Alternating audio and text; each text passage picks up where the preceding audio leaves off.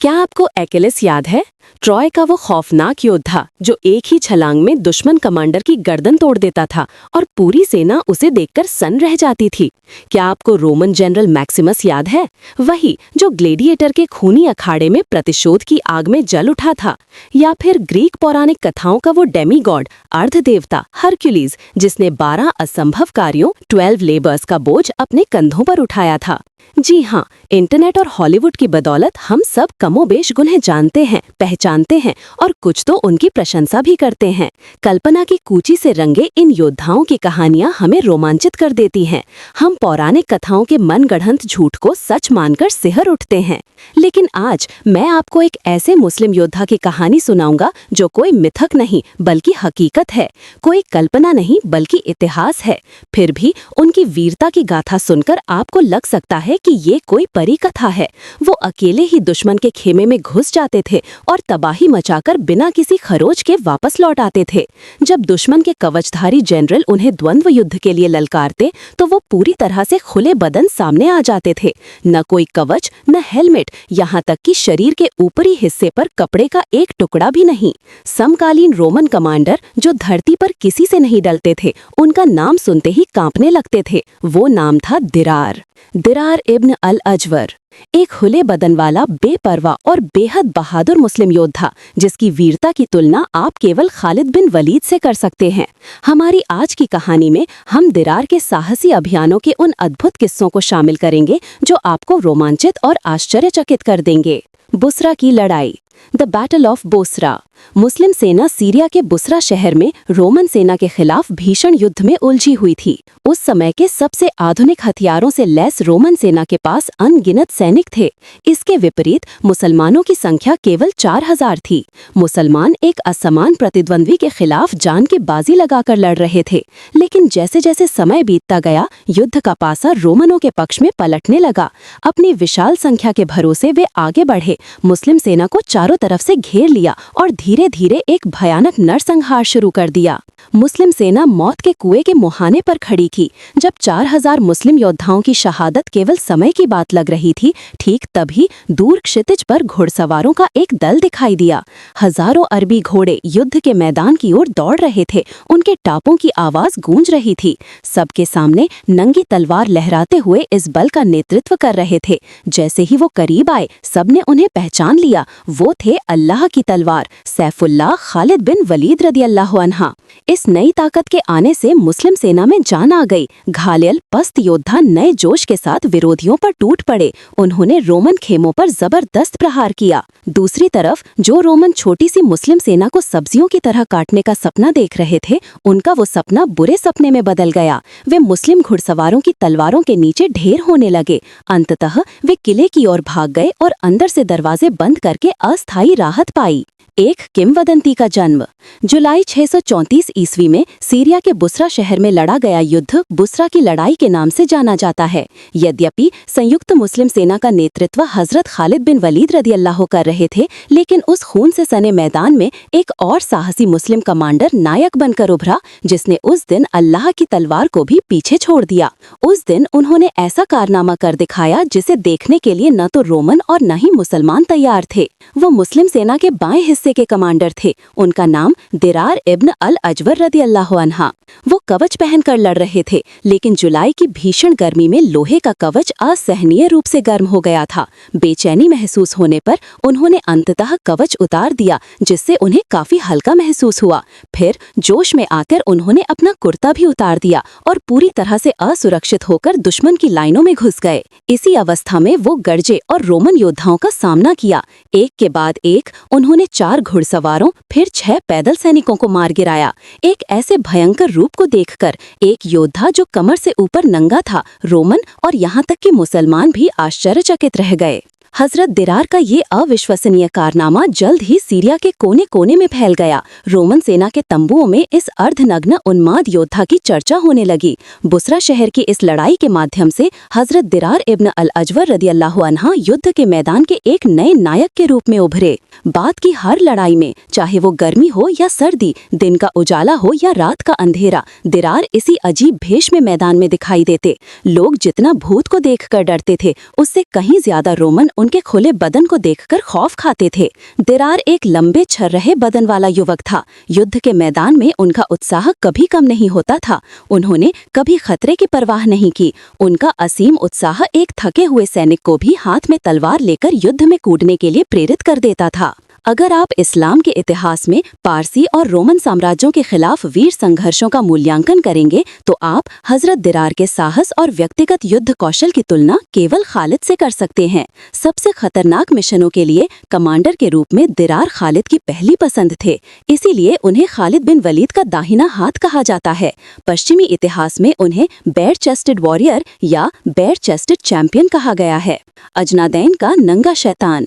बुसरा की लड़ाई में रोमनों के बीच दिरार ने जो दहशत पैदा की थी, उसने ठीक 2 या 3 हफ्ते बाद अजनादैन की लड़ाई से पहले की एक घटना के दौरान स्थायी रूप ले लिया। दुश्मन की खुफिया जानकारी इकट्ठा करने के लिए दिरार को जासूस के तौर पर रोमन कैंप में भेजा गया। जासूसी करते समय पहरेदारों ने उन्हें देख लिया और घुड़सवारों का एक दल उनका पीछा करने लगा। इस समय दिरार पूरी तरह से अकेले थे और हमेशा असुरक्षित यानी नंगे बदन थे। फिर भी भागने के बजाय उन्होंने रोमन घुड़सवारों का सामना किया और एक के बाद एक उनमें से 19 को मार गिराया। उनके इस अकेले प्रतिरोध के सामने रोमन घुड़सवार सेना असहाय हो गए और बाकी अपनी जान बचाने के लिए अपने कैंप में लौट आए। उस रात अजनादैन के रोमन कैंप के तंबुओं में दिरार के दुस्साहस की कहानी फैल गई। जब ये खबर उनके जनरल तक पहुंची तो उस हैरान व्यक्ति ने दिरार को नंगा शैतान नेकेड डेविल नाम दिया। उसने कहा, निश्चित रूप से किसी इंसान के लिए शैतान से लड़ना संभव नहीं है।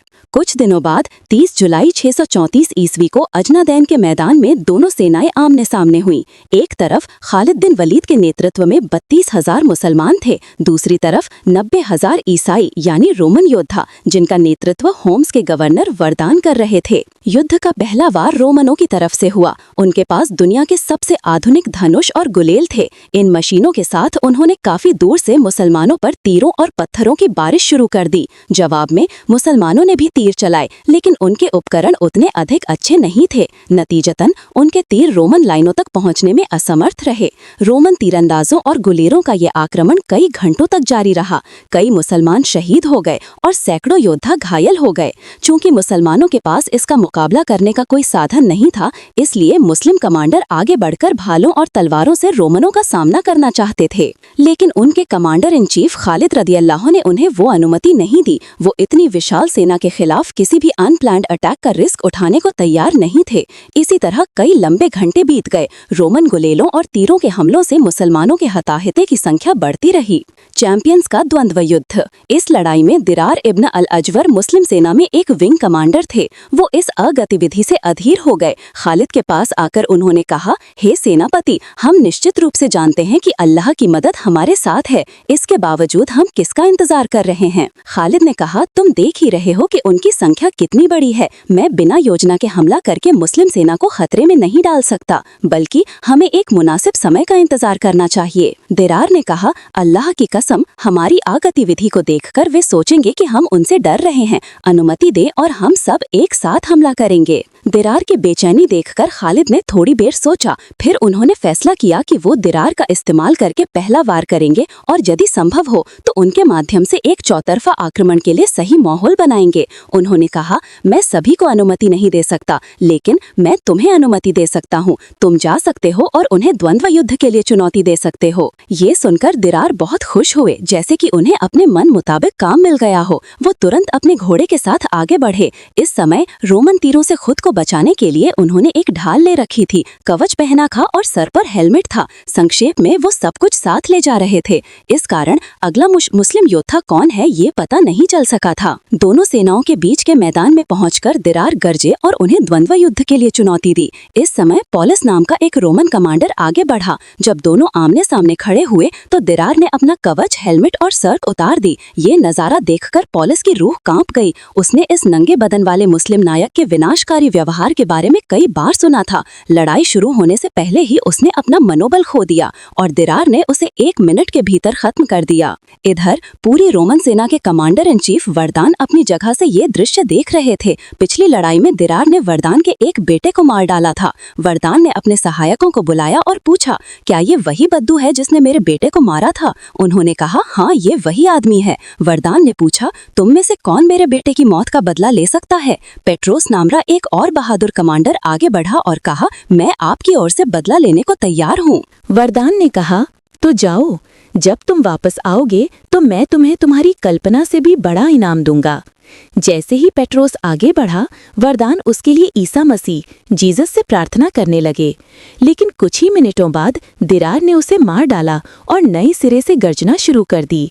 2 कमांडरों की मौत के बाद साधारण अधिकारियों में अब दिरार का सामना करने की हिम्मत नहीं थी। वरदान ने अपने बेटे की हत्या का बदला लेने की उम्मीद लगभग छोड़ ही दी थी। तभी शाही वर्दी पहने एक रोमन जनरल आगे बढ़ा और कहा, मैं आपके बेटे की हत्या का बदला लेना चाहता हूँ। ये जनरल टाइबेरियस का गवर्नर था। वो ओहदे में वरदान के बराबर था। इतिहास में उसका नाम नहीं मिलता, उसे केवल टाइबेरियस के गवर्नर के रूप में जाना जाता है। अजनादैन की लड़ाई में भाग लेने वाले कई सहाबा और ताबलीन ने कहा कि ये आदमी दिरार के लिए एक योग्य प्रतिद्वंद्वी था। उसका पूरा शरीर लोहे से ढका था, छाती पर कवच, हाथ पैरों पर लोहे की जाली और सिर पर हेलमेट। उसके ऊपर शाही वर्दी थी। उसकी चाल ढाल और बोली में एक रईसी थी। उसकी वीरता में भी कोई कमी नहीं थी। वास्तव में वो दिरार का एक योग्य प्रतिद्वंद्वी था। दोनों के बीच लंबी लड़ाई हुई। कुछ इतिहासकारों ने कहा है कि ये लड़ाई 3 घंटे तक चली। हालांकि अंत में दिरार उसे मारने में कामयाब रहे। वरदान को बहुत उम्मीद थी कि दिरार टाइबेरियस के गवर्नर के हाथों मारे जाएंगे, लेकिन जब वो भी असफल हो गए तो वरदान अफसोस में चिल्लाने लगे। उन्हें एहसास हुआ कि कोई और दिरार का सामना करने की हिम्मत नहीं करेगा, इसीलिए उन्होंने खुद दिरार का सामना करने का फैसला किया। वरदान घोड़े से उतरे, कवच पहना, फिर उसके ऊपर मोतियों से जड़ा दूसरा कवच पहना और सिर पर शाही हेलमेट लगाया। फिर एक शक्तिशाली अरबी घोड़े पर सवार होकर वो आगे बढ़ने ही वाले थे। तभी शाही वर्दी पहने एक और जनरल उनके सामने खड़ा हो गया। वो अम्मान का गवर्नर स्टीफन था। उसने वरदान से कहा, मैं आपकी ओर से बदला ले सकता हूँ यदि आप अपनी बेटी की शादी मुझसे कर दें। वरदान ने चारों ओर देखा और कहा, सीरिया के गणमान्य व्यक्ति और शाही अधिकारी यहाँ मौजूद हैं। मैं सभी को गवाह बनाकर कहता हूँ कि यदि तुम मेरे बेटी की मौत का बदला ले सके तो मैं निश्चित रूप से अपनी बेटी तुम्हें सौंप दूंगा। स्टीफन खुशी खुशी दिरार की ओर बढ़ा। उसके गले में चांदी की चेन से एक सोने का क्रॉस लटक रहा था। वो बार बार इस क्रॉस को चूम रहा था। ये दृश्य देखकर दिरार ने कहा, यदि तुम मेरे खिलाफ इस क्रॉस से मदद मांगते हो तो मैं उस जात यानी सत्ता से मदद मांगूंगा जो प्रार्थनाओं का उत्तर देने वाला एकमात्र मालिक है और जिसे पुकारते ही वो जवाब देता है। फिर एक और भयानक लड़ाई शुरू हुई। दोनों ने ऐसी वीरता दिखाई कि देखने वाले दंग रह गए। ये द्वंद्व युद्ध लंबे समय तक चला। दिरार पहले ही कई झड़पों में शामिल हो चुके थे। विशेष रूप से उन्हें टाइबेरियस के गवर्नर के साथ लंबे समय तक लड़ना पड़ा था। नतीजतन वो थके हुए थे, लेकिन उनका घोड़ा उनसे भी ज्यादा थक चुका था। इस वजह से दिरार के हमलों की तीव्रता धीरे धीरे कम हो रही थी। ये देखकर हजरत खालिद रजी अल्लाह ताला अन्हु चिल्लाए, हे इब्न अल अजवर, तुम्हें क्या हो गया है? इतना धीमा क्यों? अल्लाह तुम्हें देख रहा है और जहन्नम की आग तुम्हारे दुश्मन का इंतजार कर रही है। कायरता छोड़ो और एक असली मर्द की तरह हमला करो। ये सुनकर दिरार उत्तेजना से कांपने लगे और फिर से हमले में कूद पड़े। ये लड़ाई तब तक चली जब तक सूरज सिर पर नहीं आ गया।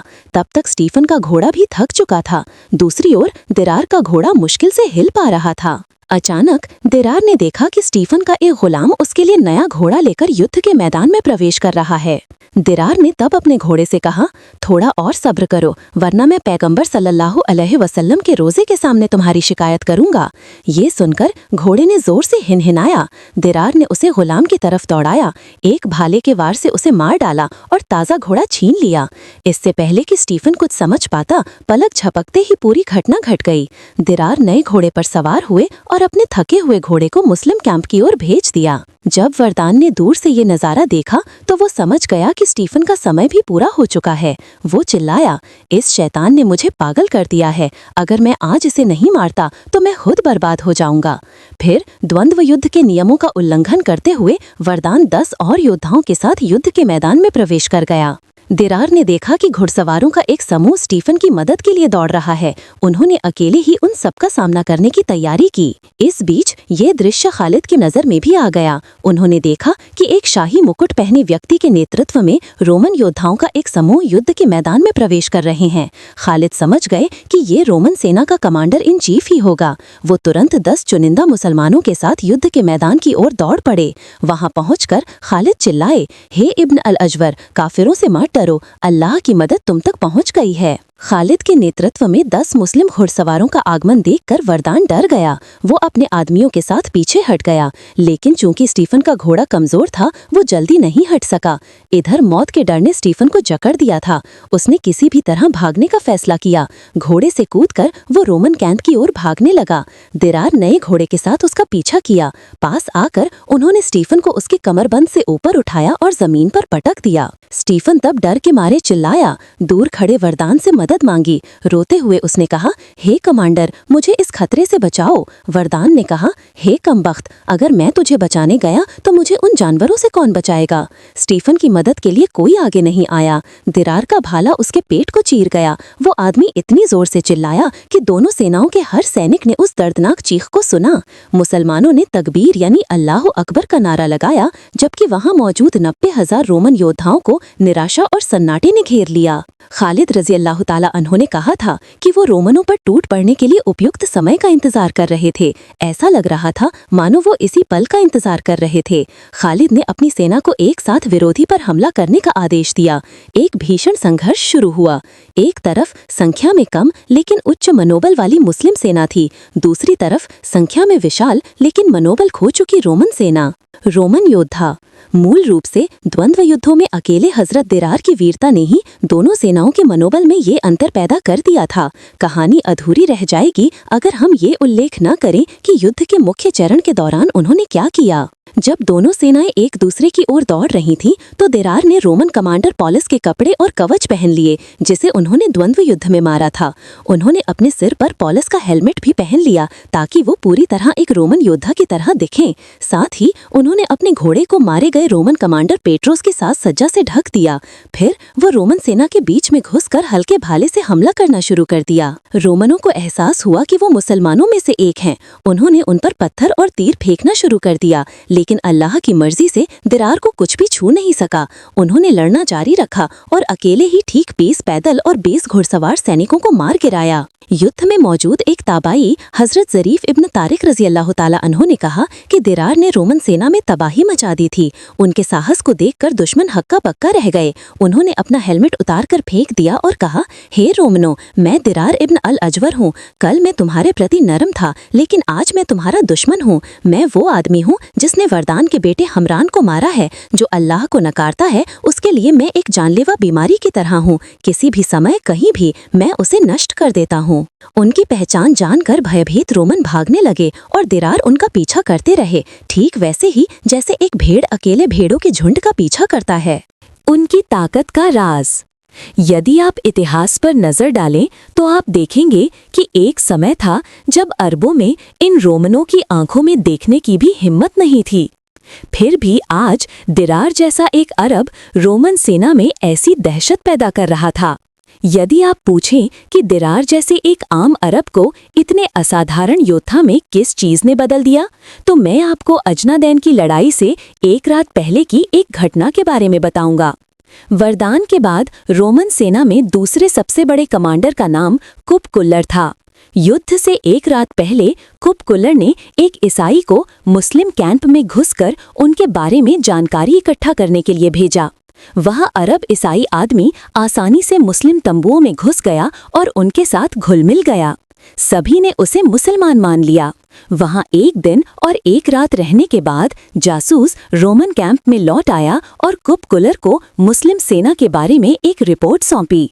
उस आदमी ने कहा, वे रात में सन्यासी हैं और दिन में योद्धा।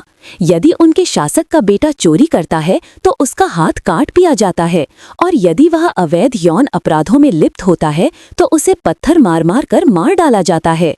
इस तरह उन्होंने अपने बीच न्याय स्थापित किया है। जासूस के मुंह से ये बात सुनकर कुपकुलर ने टिप्पणी की, यदि तुमने जो कहा वो सच है तो इन लोगों का जमीन के ऊपर सामना करने की तुलना में जमीन के नीचे पनाह लेना, मर जाना एक बेहतर निर्णय है। मैं आपको एक और घटना के बारे में बताऊंगा जब 2 दिन बाद दोनों सेनाएं आमने सामने हुईं। युद्ध शुरू होने से पहले रोमन कमांडर इन चीफ वरदान ने एक ईसाई बिशप को खालिद के पास भेजा। बिशप ने खालिद से पूछा, क्या तुम इस सेना के सेनापति हो? खालिद रह अल्लाह ने कहा, फिलहाल मैं उनका कमांडर हूँ। जब तक मैं अल्लाह की बात मानता हूँ और अल्लाह के रसूल द्वारा दिखाए गए रास्ते पर चलता हूँ, वे मुझे नेता के रूप में स्वीकार करेंगे। अगर मैं इस रास्ते से भटक गया तो मेरा उन पर कोई नेतृत्व नहीं रहेगा। बिशप ने आह भरी और कहा, यही कारण है कि तुम हम पर बार बार विजय प्राप्त कर रहे हो। फिर उसने खालिद से कहा, तुमने एक ऐसे साम्राज्य पर हमला किया है जहां कोई भी राजा हाथ डालने की हिम्मत नहीं करता। फारसियों ने एक बार हमला किया था। तुम निश्चित रूप से जानते हो कि वे कितनी शर्मनाक तरीके से वापस लौटे थे। यह सच है कि तुमने अब तक हमारे खिलाफ कुछ सफलता दिखाई है, लेकिन वह सफलता कभी स्थायी नहीं होगी। हमारी सेना को देखो, वे संख्या में अनगिनत हैं, और तुम यहाँ जो देख रहे हो उससे कई गुना अधिक योद्धा हमारे साम्राज्य के कोने कोने में फैले हुए हैं। हम जरूरत पड़ने पर उन्हें तुम्हारे खिलाफ इस्तेमाल कर सकते हैं। हम चाहें तो तुम्हें उड़ा सकते हैं, लेकिन मेरे मालिक वरदान तुम्हारे प्रति उदारता दिखाना चाहते हैं। उनका मानना है कि तुम गरीबी के कारण हमारे साम्राज्य में आए हो। खूनी संघर्ष के बजाय उन्होंने तुम्हारे सामने एक बेहतरीन प्रस्ताव रखा है। उन्होंने कहा कि यदि तुम इस साम्राज्य को छोड़ देते हो तो तुम्हारे प्रत्येक सैनिक को 1 दिनार, 1 शर्ट और 1 पगड़ी दी जाएगी, और तुम्हारे लिए 100 दिनार और 100 शर्ट और पगड़ियां होंगी। हमें लगता है कि भूखे रेगिस्तानी अरबों के लिए यह एक बड़ा लाभ है। बिशप के मुंह से ये बयान सुनकर खालिद रह अल्लाह ने कहा, हे सम्मानित बिशप, हमारे बारे में आपने जो टिप्पणी की वो निस्संदेह एक निश्चित समय तक सच थी। हम एक भोजनहीन, वस्त्रहीन राष्ट्र थे। हम आपस में झगड़ों और विवादों में लिप्त थे, लेकिन अल्लाह ताला ने हमारे बीच एक रसूल भेजा जिसने हमें हिदायत के रास्ते पर बुलाया और हमारे बीच भाईचारे का बंधन स्थापित किया। हम वो अरब नहीं हैं जिन्हें आपने हमेशा देखा है। हालांकि आपकी तरह हम भी खूनी युद्ध में रुचि नहीं रखते हैं। बेशक इसका मतलब ये नहीं है कि हम आपसे दया की भीख मांग रहे हैं, बल्कि हमारी ओर से आपके मालिक वरदान के लिए 3 प्रस्ताव हैं। उसे उनमें से किसी एक को स्वीकार करना होगा। पहला प्रस्ताव, इस्लाम स्वीकार करें, तब आप हमारे भाई बन जाएंगे। यदि आप उससे सहमत नहीं हैं तो दूसरा प्रस्ताव, जजिया का भुगतान करें। हम आपकी जान या माल को नहीं छुएंगे, बल्कि हम आपको हर परिस्थिति में सुरक्षा प्रदान करेंगे। बदले में आप केवल जजिया देंगे। यदि आप इन दोनों प्रस्तावों में से किसी पर भी सहमत नहीं है तो युद्ध होगा। युद्ध का मैदान तय करेगा कि किसका साम्राज्य मजबूत है, आपका या अल्लाह का। हमें उन दिनारों और कपड़ों की परवाह नहीं है जिनका आपने मुझे लालच दिया था, बल्कि हम लड़कर आपसे उन्हें छीन सकते हैं। खालिद का ये भाषण सुनकर बिशप वापस लौट गया। जब खालिद का संदेश वरदान तक पहुंचा तो वो आदमी गुस्से से आंख बबूला हो गया और अरबों को सर्वोच्च सबक सिखाने का फैसला किया। तत्कालीन विश्व महाशक्ति रोमनों के खिलाफ इन भूखे नंगे अरबों की जीत के पीछे का कारण खोजें, या यदि आप दिरार जैसे एक आम आदमी के असाधारण योद्धा में बदलने का कारण खोजना चाहते हैं तो आप इसे कुपकुलर द्वारा भेजे गए उस जासूस और वरदान द्वारा भेजे गए इस बिशप की घटना में पाएंगे। वे अल्लाह के प्रति पूरी तरह आज्ञाकारी और अल्लाह के रसूल द्वारा दिखाए गए रास्ते के प्रति समर्पित मुजाहिदीन थे। वे दिन में पृथ्वी को कंपाने वाले योद्धा थे और रात में जमीन पर सजदे में झुके हुए तपस्वी। यदि उनके शासकों के बच्चे अपराध करते तो उन्हें एक आम नागरिक की तरह ही सजा दी जाती थी। वे अल्लाह के सच्चे दीन के ध्वजावाहक थे जो न्याय का दंड थामे हुए थे। उन्होंने एक अल्लाह के अलावा किसी दूसरी शक्ति के सामने अपना सर नहीं झुकाया। लाखों दिनार का प्रलोभन उन्हें दीन की स्थापना के संघर्ष से विचलित नहीं कर सका। इसलिए उन्हें अल्लाह की मदद मिली। वे फरिश्तों यानी फरिश्तों द्वारा सुरक्षित थे। यह दैवीय सुरक्षा दिरार जैसे कवचहीन योद्धाओं के सीने पर कवच बन गया। उस अदृश्य कवच के सामने रोमनों का दृश्यमान कवच उस दिन विफल साबित हुआ। हम अपने चैनल पर इस्लाम के गौरवशाली इतिहास पर बनाए गए वीडियोस लगातार प्रस्तुत कर रहे हैं। यदि आप यहाँ नए हैं तो आपसे अनुरोध है कि चैनल को सब्सक्राइब करें और ये कमेंट करना ना भूलें कि आज का वीडियो कैसा था। अगर आपको ये पसंद आया हो तो कृपया लाइक और शेयर करके इसे फैलाएं। अल्लाह हाफिज।